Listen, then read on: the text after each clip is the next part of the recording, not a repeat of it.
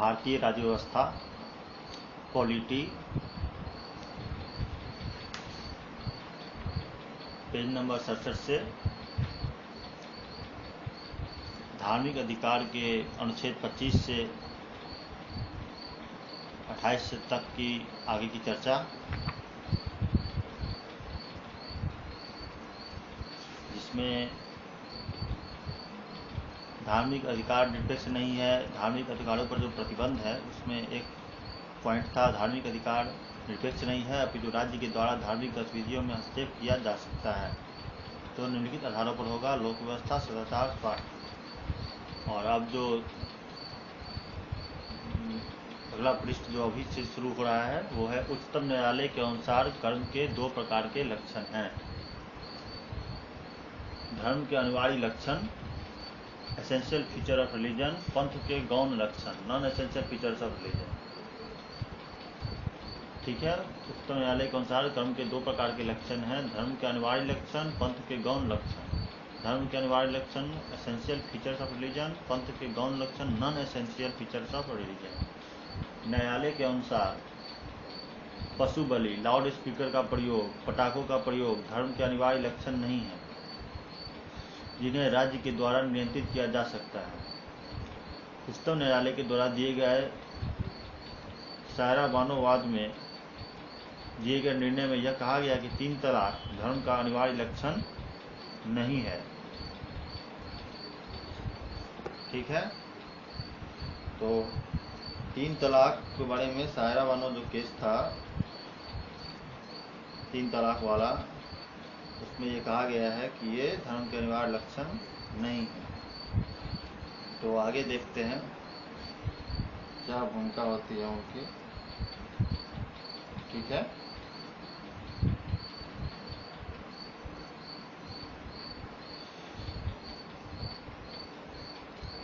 पशु बलि, loud speaker, पटाखों का प्रयोग ये सब धर्म के अनिवार्य लक्षण नहीं है।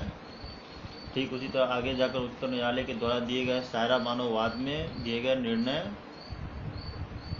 में यह कहा गया कि 3 तलाक धर्म का अनिवार्य लक्षण नहीं है। आगे जाकर अगला सब टॉपिक है, पॉइंट है धार्मिक अधिकार एवं धर्मांतरण का विवाद। धार्मिक अधिकार एवं धर्मांतरण का विवाद, इसके बारे में जानते हैं। अनुच्छेद 25 से लेकर 28 तक धर्मांतरण का कोई उल्लेख नहीं है। अनुच्छेद 25 से लेकर 28 तक में कोई भी धर्मांतरण का उल्लेख नहीं है और न ही इस पर किसी प्रकार का प्रतिबंध है। परंतु अनेक धार्मिक व्यक्तियों के द्वारा यह तर्क दिया गया कि प्रचार के अधिकार में धर्मांतरण का अधिकार अंतर्निहित है। सामूहिक धर्मांतरण को प्रतिबंधित करने के लिए 1964 में मध्य प्रदेश में, उसके बाद उड़ीसा, गुजरात, तमिलनाडु, राजस्थान में सामूहिक धर्मांतरण को प्रतिबंधित करने के लिए सर्वप्रथम 1964 में मध्य प्रदेश में, उसके बाद उड़ीसा, गुजरात, फिर तमिलनाडु, राजस्थान में विधि का निर्माण किया गया।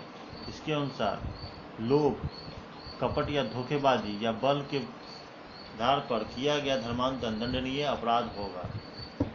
ठीक है, इसके अलावा आपको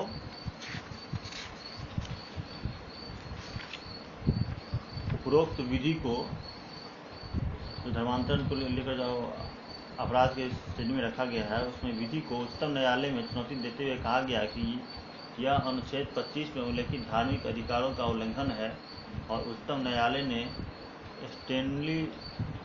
स्टेनिस्लासवाद में कहा कि धार्मिक अधिकारों में धर्मांतरण का अधिकार शामिल नहीं है। धार्मिक अधिकारों में धर्मांतरण का अधिकार शामिल नहीं है और मध्य प्रदेश राज्य के द्वारा बनाई गई विधि संवैधानिक है कि धर्मांतरण से लोक व्यवस्था को खतरा उत्पन्न हो सकता है, जिस आधार पर धार्मिक अधिकार सीमित किए जा सकते हैं। आर्टिकल 25(2) के बारे में, जो धार्मिक अधिकार एवं पंथ निरपेक्ष गतिविधियाँ, आपकी जो धार्मिक अधिकार और पंथ निरपेक्ष गतिविधियाँ हैं उसके बारे में। धार्मिक अधिकारों पर अनुच्छेद 25 के खंड 2 में अन्य प्रतिबंध भी आरोपित किए गए हैं, जिसके अनुसार धर्म से संबंधित राजनीतिक, वित्तीय, आर्थिक, और अन्य पंथ निरपेक्ष गतिविधियों को राज्य के द्वारा नियंत्रित किया जाएगा।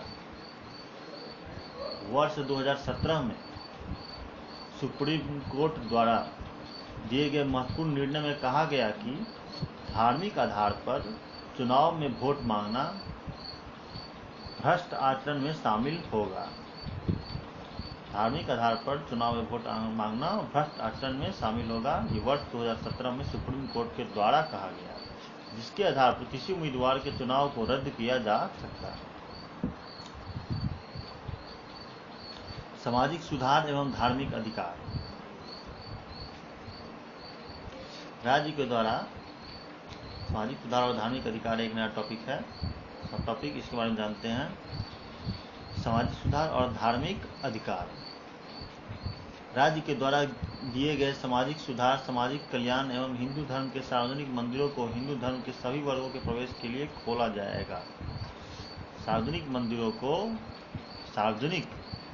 को हिंदू धर्म के सभी वर्ग, अलग अलग जो वर्ग होंगे, दलित, सवर्ण, पिछड़ा, किसी भी तरह का जो है सो सभी वर्ग प्रवेश के लिए खोला जाएगा। अतः धार्मिक अधिकार सामाजिक सुधार में बाधक नहीं है और धार्मिक अधिकारों के नाम पर उन विधियों का विरोध नहीं किया जा सकता जो महिला सशक्तिकरण के लिए लाई जा रही हैं अथवा ऑनर किलिंग जैसी सामाजिक बुराइयों को प्रतिबंधित करने के लिए की जाए। ठीक है, यह है आर्टिकल 25 का दूसरा पॉइंट था। अब एक नया सब टॉपिक उसमें है, जीवन के अधिकार और धार्मिक अधिकार के बीच संबंध क्या है। जीवन के अधिकार और धार्मिक अधिकार के बीच का क्या संबंध है। मूल अधिकारों में जीवन के अधिकार को सर्वाधिक महत्वपूर्ण माना जाता है। इसलिए उच्चतम न्यायालय ने दिल्ली में दीपावली के दौरान पटाखों की बिक्री को प्रतिबंधित कर दिया, क्योंकि स्वच्छ पर्यावरण जीवन के अधिकार का एक भाग है। राजस्थान उच्च न्यायालय के द्वारा जैन धर्मावलंबियों के द्वारा किए गए संथारा को जीवन के अधिकारों का उल्लंघन कहा, जिससे यह प्रतीत होता है कि धार्मिक अधिकार और जीवन के अधिकारों के बीच संघर्ष होने की स्थिति में जीवन के अधिकारों को प्राथमिकता दी जाएगी। दोनों के बीच अगर संघर्ष होगा, जीवन के अधिकार और धार्मिक अधिकार, तो जीवन के अधिकार को प्राथमिकता दी जाएगी। राजस्थान उच्च न्यायालय ने भी इस पर अपना डिसीजन दिया था जैन पंथ के बारे में। अब हम नया आर्टिकल के बारे में शुरू कर रहे हैं। आर्टिकल 25 के बाद 26 में है, 25 से 28 के बीच जो 25 था वो खत्म हो गया। अनुच्छेद 26, धार्मिक कार्यों के प्रबंध का अधिकार। धार्मिक कार्यों के प्रबंध का क्या अधिकार है, इसके बारे में जानते हैं। यह धार्मिक अधिकारों का ही विस्तार है जो धार्मिक समूहों को प्राप्त है, जिसके अंतर्गत धार्मिक एवं दान कार्यों के लिए धार्मिक संस्थाओं की स्थापना करना, धार्मिक संस्थाओं की स्थापना का अधिकार है और उनके प्रबंध का अधिकार, और इन संस्थाओं को चल एवं अचल संपत्ति अर्जित करने का अधिकार होगा।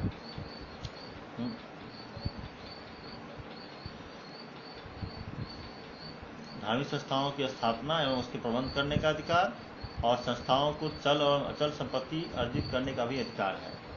इन संस्थाओं को, इन धार्मिक संस्थाओं का विधि के अनुसार प्रशासन, और यह भी उल्लेखनीय है कि अनुच्छेद 26 में प्राप्त अधिकार निरपेक्ष नहीं है। प्राप्त अधिकार निरपेक्ष नहीं है।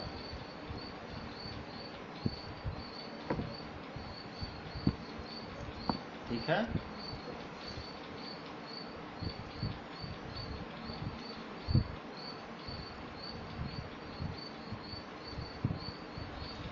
और आगे जाकर के हम देखते हैं इसके बारे में। अपितु धर्म अधिकार निरपेक्ष नहीं है, अपितु लोक व्यवस्था, नैतिकता और स्वास्थ्य जैसे आधारों पर प्रतिबंधित किए जा सकते हैं। लोक व्यवस्था, नैतिकता और स्वास्थ्य जैसे आधारों पर इन धार्मिक अधिकारों को, संस्थाओं को प्रतिबंधित किया जा सकता है। अगला एक सब पॉइंट है अनुच्छेद 27 को लेकर। राज्य के द्वारा धार्मिक उत्थान के लिए कर लगाने पर प्रतिबंध, इसके बारे में जानते हैं। राज्य के द्वारा धार्मिक उत्थान के लिए कर लगाने पर प्रतिबंध। ठीक है, कर पर क्या किस प्रकार के प्रतिबंध हैं वो जानते हैं। राज्य के द्वारा नागरिकों पर आरोपित कर बाह्यकारी होता है और अनुच्छेद 27 में यह स्पष्ट उल्लेखित है कि किसी भी धर्म विशेष के उत्थान के लिए कर नहीं लगाए जा सकते। अतः सामाजिक आर्थिक भलाई के लिए कर आरोपित किए जा सकते हैं। सामाजिक आर्थिक भलाई के लिए सरकार, राज्य सरकार के द्वारा कर लगाए जा सकते हैं, पर धार्मिक उत्थान के लिए किसी भी प्रकार का कर लगाना अनिवार्य नहीं है, कर नहीं लगाए जा सकते। अनुच्छेद 28 के बारे में जानते हैं। इसमें क्या है, शैक्षणिक संस्थाओं में, अनुच्छेद 28 में शैक्षणिक संस्थाओं में धार्मिक शिक्षा पर प्रतिबंध। शैक्षणिक संस्थाओं में धार्मिक शिक्षा पर प्रतिबंध क्या है, किस तरह से है, अनुच्छेद 28 में इसका उल्लेख है, इसके बारे में जानते हैं। अनुच्छेद 28 कहता है, राज्य के द्वारा पूर्णतः संचालित शैक्षणिक संस्थाओं में जैसे दिल्ली विश्वविद्यालय, केंद्रीय विश्वविद्यालय में किसी भी रूप में धार्मिक शिक्षा नहीं दी जा सकती है। ठीक है, अनुच्छेद 28 में कहा जाता है शिक्षण संस्थाओं में धार्मिक शिक्षा पर जो प्रतिबंध है वो आपको उदाहरण के तौर पर दिया गया है। दिल्ली विश्वविद्यालय, केंद्रीय विश्वविद्यालय, जहाँ पर धार्मिक शिक्षा नहीं दी जा सकती। किसी ट्रस्ट के द्वारा स्थापित शैक्षणिक संस्था जैसे डीएवी में धार्मिक शिक्षा पूर्णतः दी जा सकती है, क्योंकि ये संस्थाएं राज्य द्वारा स्थापित नहीं हैं और व्यक्ति और समूह को धार्मिक अधिकार प्राप्त है। तो किसी भी ट्रस्ट के द्वारा, किसी संस्था के द्वारा जो राज्य के द्वारा, सरकार के द्वारा स्थापित नहीं है, तो राज्य के द्वारा स्थापित न होने पर उनके द्वारा धार्मिक शिक्षा पूर्णतः दी जा सकती है। अगला अनुच्छेद 28 का एक में और उल्लेख है, ऐसी शिक्षक संस्थानें, ऐसी शैक्षणिक संस्थाएं जो राज्य के द्वारा मान्यता प्राप्त हैं, उसमें धार्मिक शिक्षा छात्रों की सहमति से दी जा सकती है, और यदि छात्र अल्पवयस्क है तो अभिभावकों की सहमति अनिवार्य है। धार्मिक शिक्षा दी जा सकती है अगर राज्य के द्वारा उसको मान्यता प्राप्त है, लेकिन उसकी सहमति से। और अगर छात्र ही अल्पसंख्यक है, अल्पवयस्क है, अल्पसंख्यक नहीं अल्पवयस्क है, तो फिर उनके गार्जियन, अभिभावक की सहमति अनिवार्य है। तो ये अनुच्छेद 28 के बारे में आपने जाना, और आगे हम इसमें देखते हैं अल्पसंख्यकों के शैक्षणिक एवं सांस्कृतिक अधिकार। ठीक है, अल्पसंख्यकों के शैक्षणिक एवं सांस्कृतिक अधिकार अनुच्छेद 29 से इसके बारे में जानकारी मिलती है। तो